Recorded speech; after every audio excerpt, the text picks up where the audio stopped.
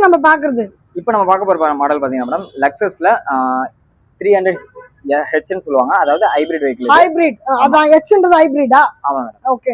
So இது வந்து ஒரு 2017 மாடல், சிங்கிள் ஓனர், வெறும் 93,000 கிலோமீட்டர் ட்ரிவன் ஆயிருக்கு. 93 தான் ஓடி இருக்கா?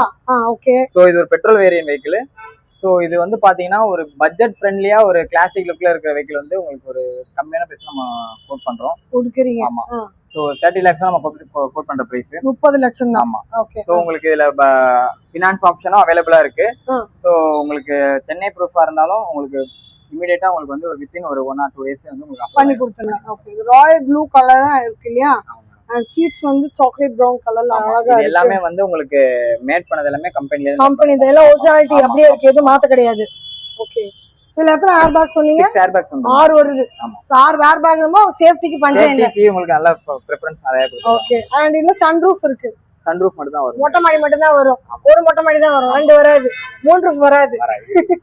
இது மொட்டை மாடி சொல்ல நம்மளோட ரெகுலர் சப்ஸ்கிரைபருக்கு தெரியும் என்னது மொட்டை மாடி சொல்றாங்கன்னு. மொட்டை மாடி தெரியாது.